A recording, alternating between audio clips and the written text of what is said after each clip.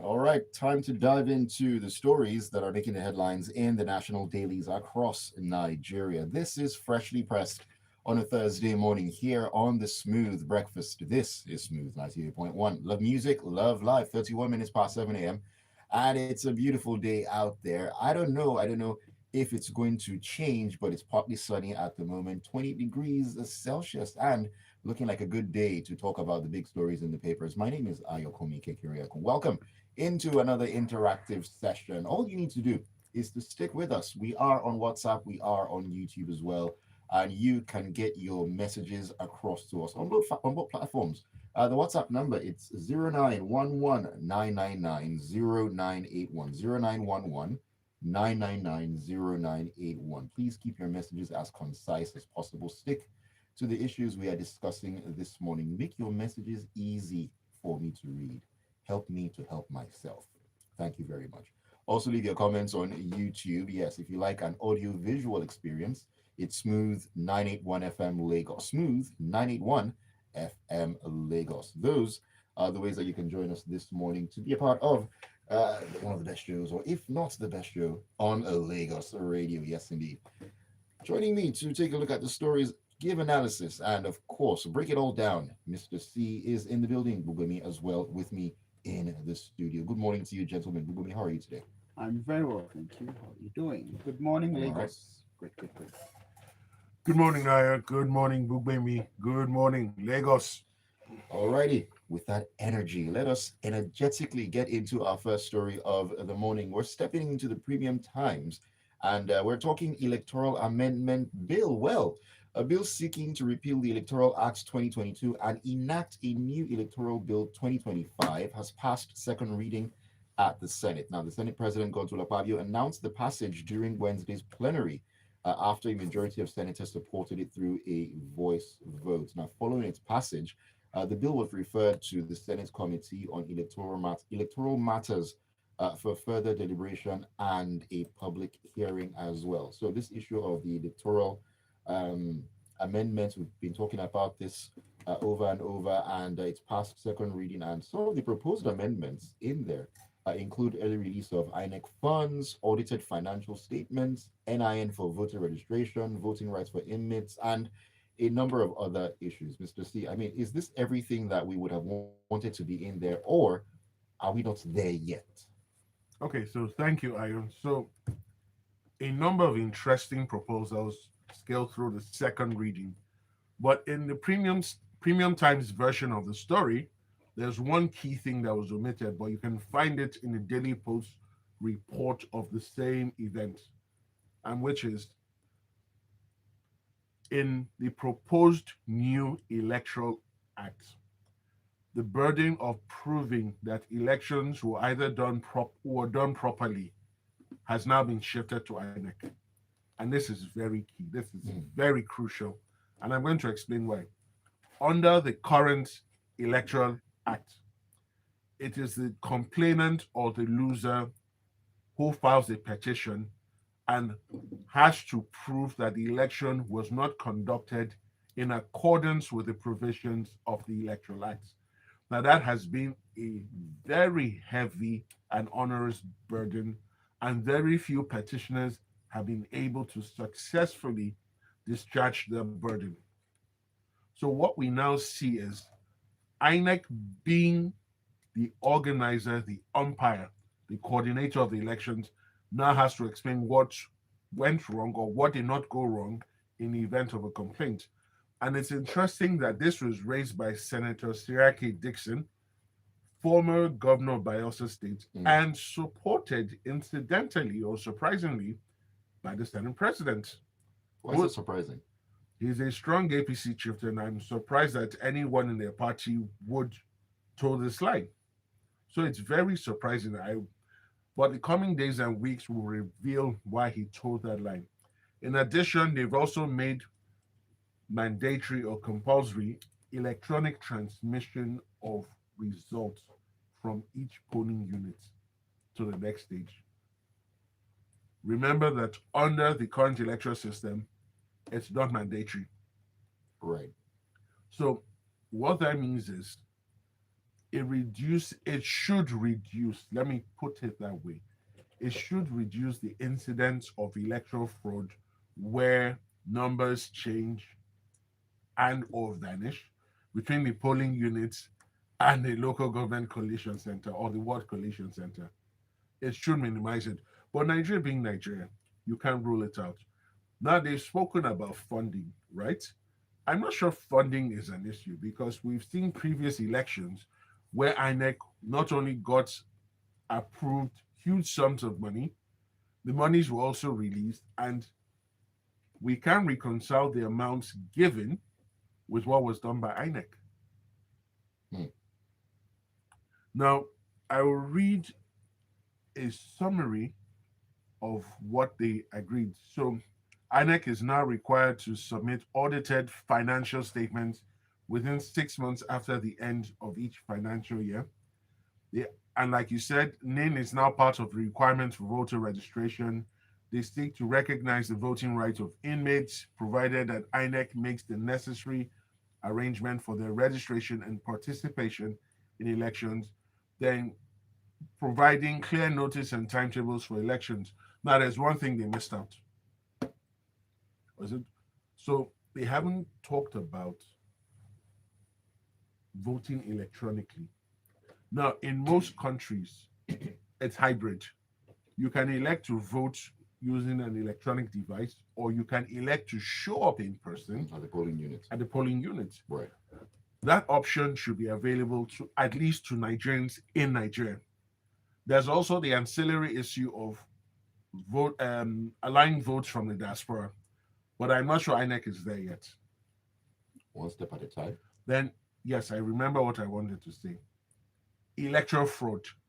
They should put in a provision that where it is established electoral fraud was perpetrated or committed at any polling unit and INEC officials are involved, it should not only be the INEC officials that are prosecuted and punished.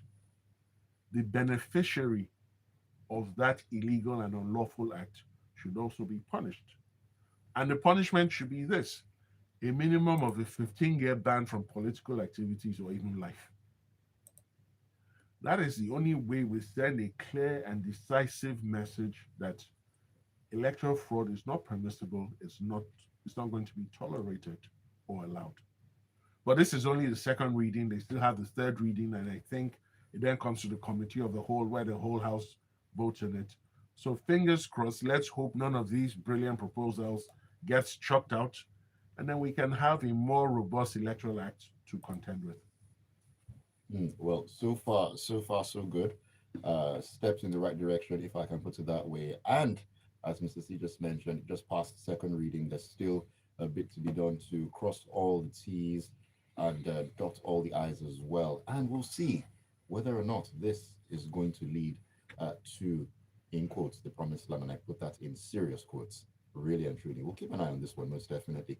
All right, let's talk about matters that have to do with security. I think we'll do this as a back-to-back. I'm coming to you with this one. We're still in the Premium Times, where it says that security agencies in Ondo State have been set on high alert following a leaked memo from the state security services warning of threats by terrorists to attack parts of Ondo and Kogi states. Now, although the police in both states have yet to officially confirm the SSS memo, the Ondo Police Command says it has taken measures to forestall any breakdown of law and order.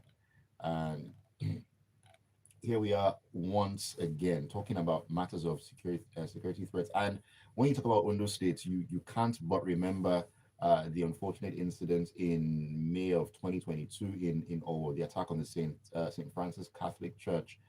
That was linked to Al-Shabaab terrorists then, but Ondo is in the news once again. And what do you make of this? Okay, so we've been aware that terrorists have been making attempts to come further down south ever since. So far, they haven't really been able to penetrate. We've heard rumors or sound bites about how they've been repelled just about that Ondo Kogi Ekiti axis, which is sort of like the periphery of the southwest. Mm. In, and predictably, they will always continue to try to attempt. This Lakes memo already points to that. And first, I'd like to commend the police officers who, are being proactive about this. They've also, put together a meeting, which has included all relevant stakeholders, like the royal fathers, the forestry service, the Amotekun, all the security forces, all the related officials around that, just to try and prepare.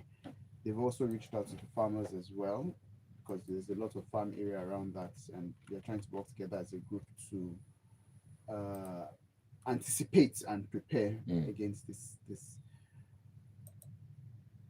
So with this terrorism thing, whether we like to admit it or not, many parts of the country have already been seized, and are not, and are already under the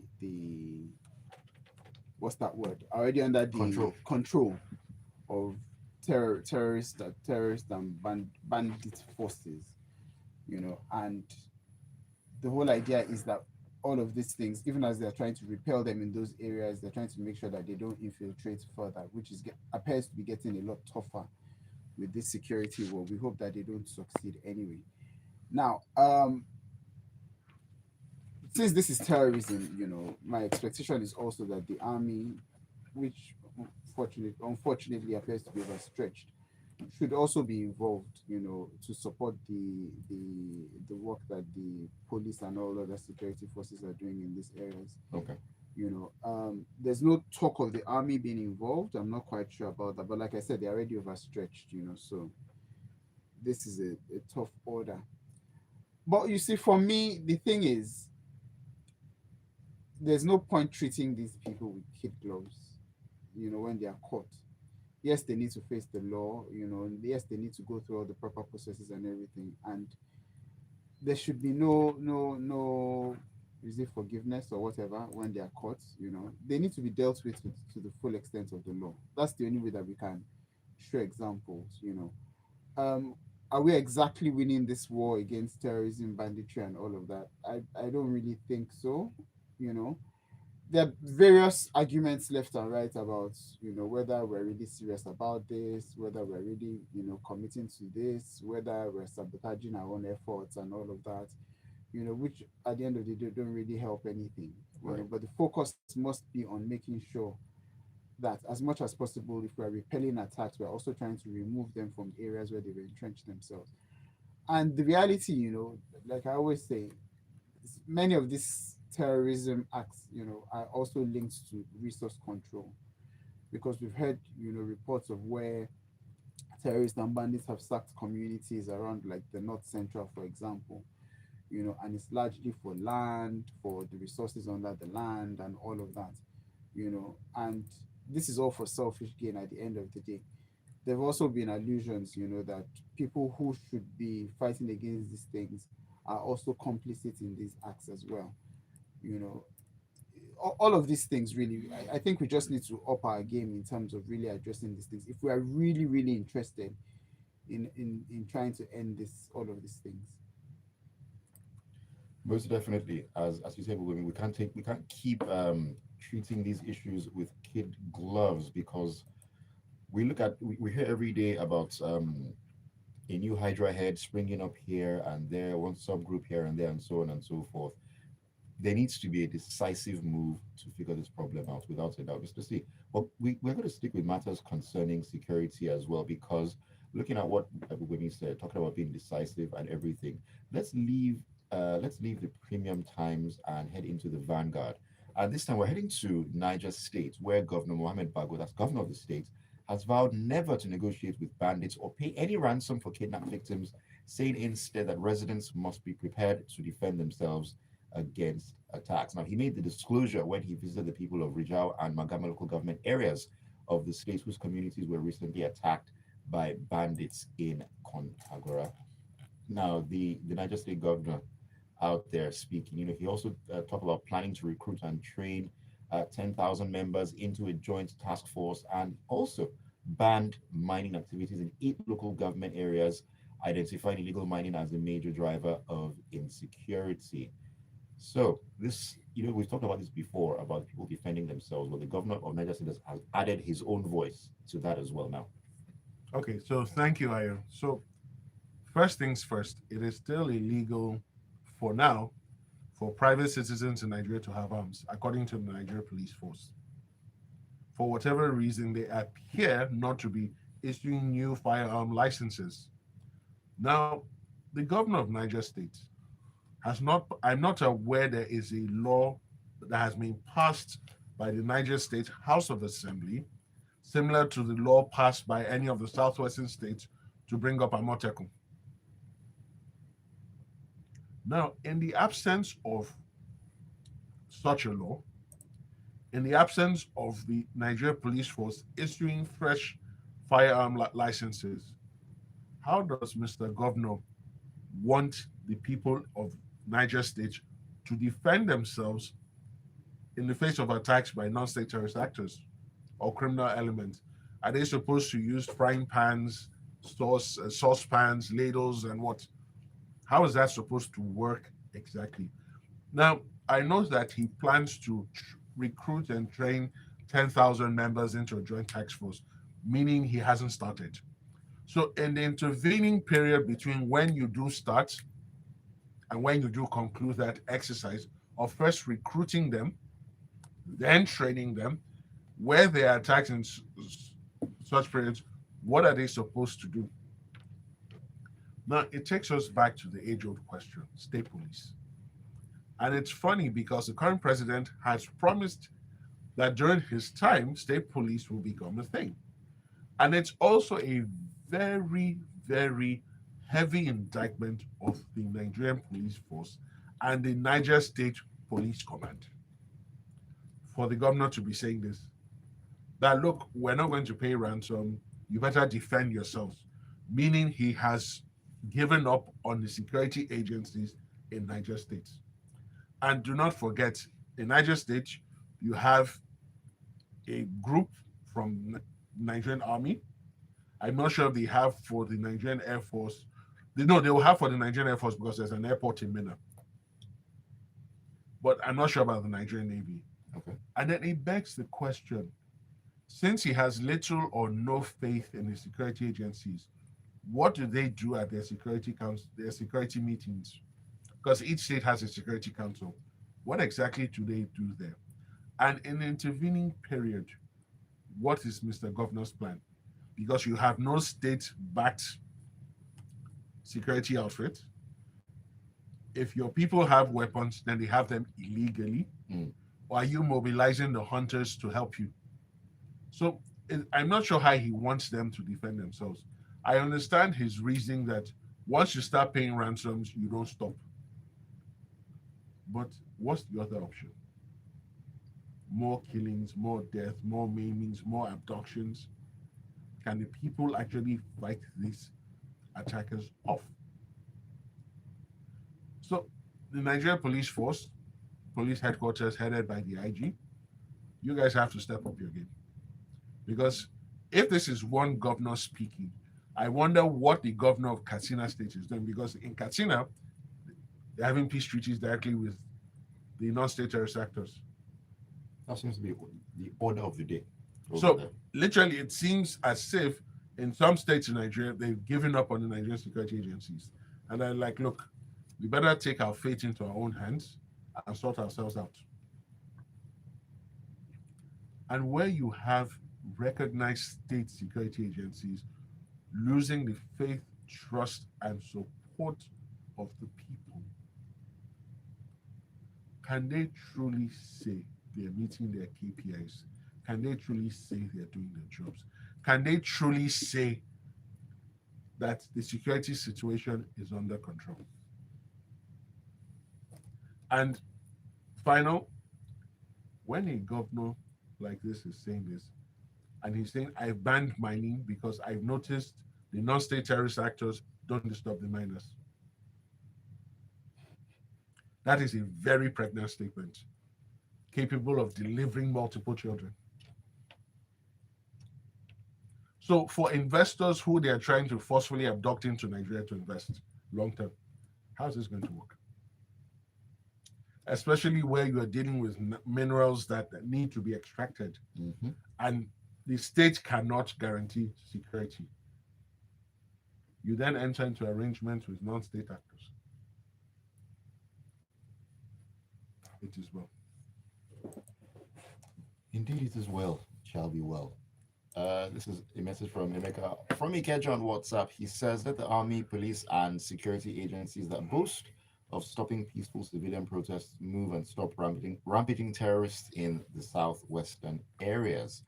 This is Lego in Lagos who says, "Morning crew, congratulations! Yesterday, Niger State Governor said his citizens should protect themselves, saying that the security operatives cannot protect them. Also, some months ago, the Chief of Defense Staff said that we should learn karate to defend ourselves. Square pegs in round holes by the president. And now Nigeria has turned to a gangster paradise, and nowhere is safe, and people are leaving their ancestral homes. Courtesy of the president. Thank you, Mr. C.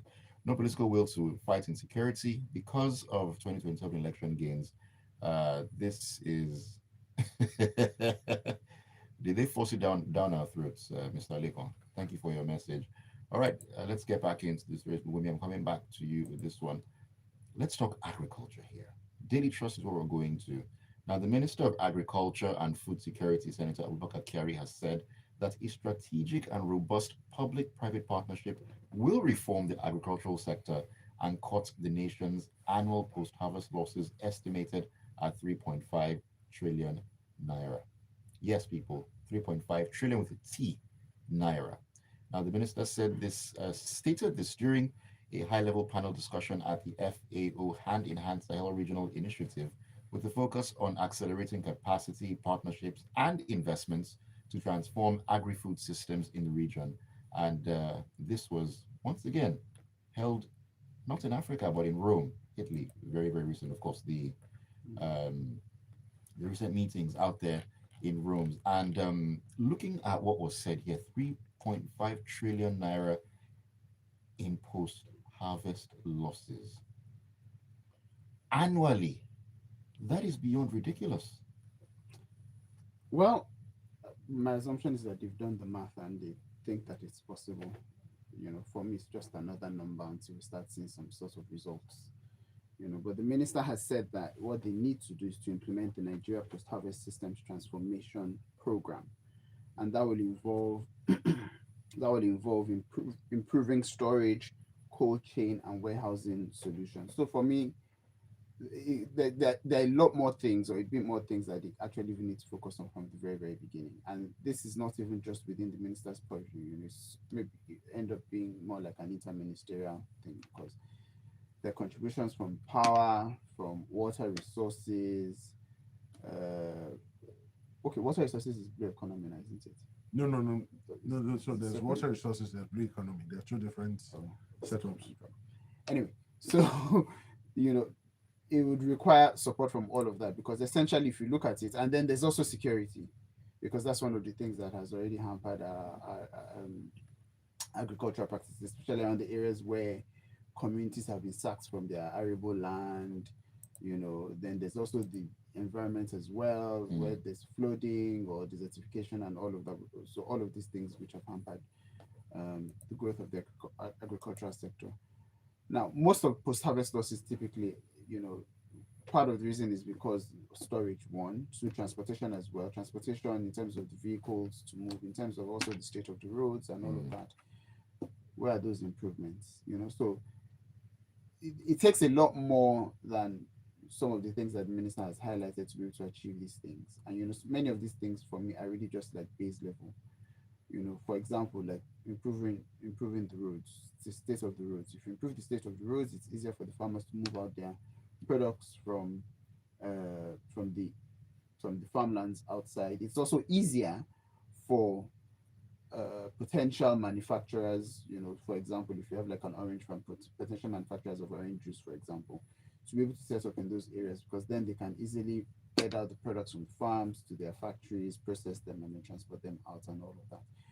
So there are a lot of other things, and improving just as little as the road networks, for example, or even the security situation will definitely impact on this on agriculture greatly. There's also, when it comes to like effect of the environment, so when it comes to like flooding, Yeah.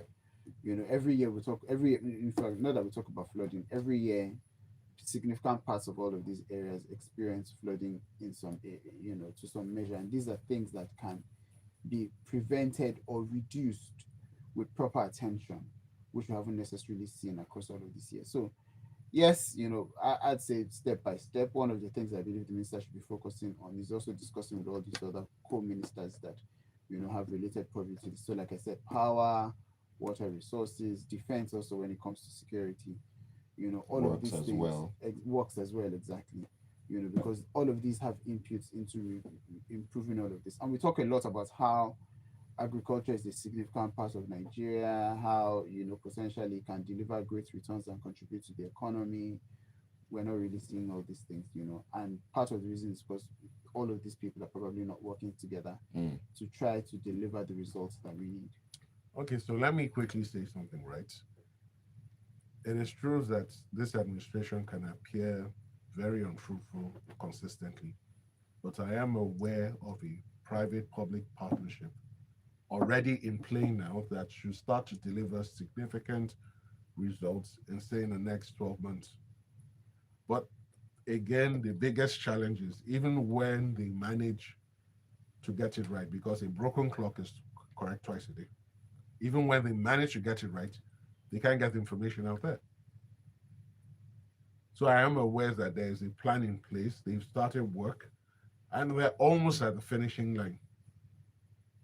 And if everything goes according to plan, some of these things they've said will no longer be in the realm of the theoretical. Mm. They'll actually become practical.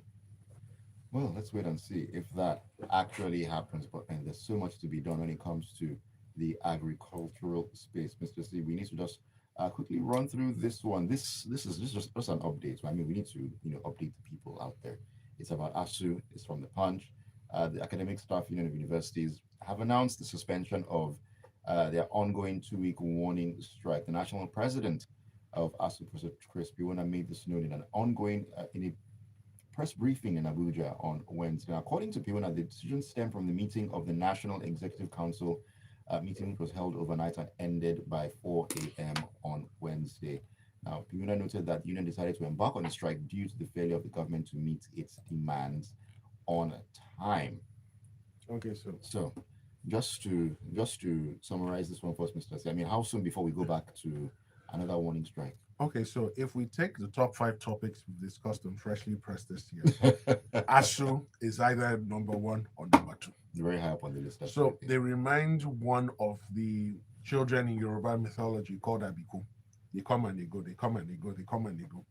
So they have gone again to come very soon. Now remember that when they went on this wonderful warning strike, they were demanding the conclusion of the renegotiated 2009 FGN ASO agreement, the release of the withheld 3.5 month salaries, sustainable funding of public universities, revitalization of public universities, cessation of the victimization of lecturers in LASU, Prince Abubakar Audu University, and Futo, payment of outstanding 25 to 35% salary arrears, payment of promotion arrears for over 4 years, and release of withheld third-party deductions, right? This is what they went on the warning strike for. Now, we were told yesterday that they've called it off, and I'm going to quote the president verbatim. Consequently, the National Executive Council resolved to suspend the warning strike to reciprocate the efforts of well-meaning Nigerians. You can't make this nonsense up. You had almost 10 demands. You are unable to tell Nigerians if any was met. And then who are these magical, well-meaning Nigerians? Are they living or past? So as you didn't get anything now, and well-meaning Nigerians have intervened, what was the whole point of going on the strike in the first place? And then what happens further down the road? No, they're going to go back. They're like, I've told you they'll be cool. They're coming back. They didn't get anything. It's intervention of well-meaning Nigerians. What exactly does that mean? And what exactly was did the intervention entail? Anyways, let me take your messages as we wrap up this morning on the show because at this point I'm very, very confused. Ajayi Olunilua is sending this in from Magudu Jerry Sherry. He says, good morning, Ayokunmi, Mr. C, and of course, with me as well.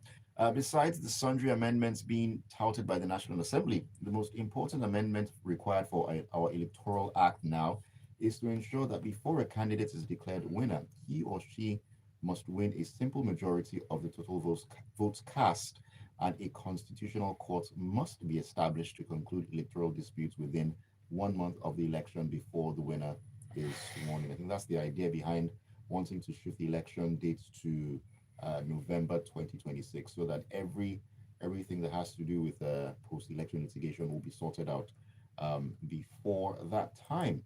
Fabian Inekwe says, "Good morning, everyone."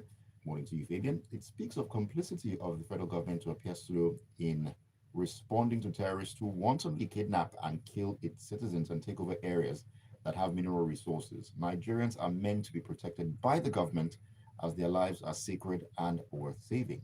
I agree with you 110%. Joseph Menier in Silver Estate, Ejigbo, here in Lagos, says the very bitter truth is that the government is complicit in this terrorism architecture because why publicize the danger zones? Is it for citizens to panic or applaud them? Just the same way police blare their sirens to the crime scene. What is the update of the alleged coup and individuals involved? But DSS brings up another discussion of terrorism alert to cover the coup issue. May God help us. Well, I don't know if I've heard anything more concerning that particular incident there. Victor says, "Good morning. What is the condition of our borders up north? This country does not have border control from terrorists from the Sahel.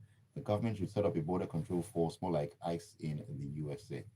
You want to go down that road, Victor? Do you really want to go down that road? Cisco Delgado says, "Good morning, Aya, Mr. C. I think ASU strike should be included in the university academic curriculum. At this point in time, they seem to be part of the fabric because, as Mr. C said, Abiku moves. Come on, you go. Come on, you go. Anyways, let me see if there's anything I need to take here on YouTube. Okay, no, there isn't.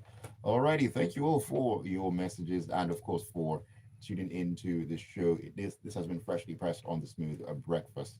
Thank you to you, Mr. C. Thank you, Gbubemi, as well, for making it a very interesting morning. Thank you very much for having me. Thank you, Ayo. Thank you, Gbubemi. Thank you, listeners, for listening in. And let's close out the week.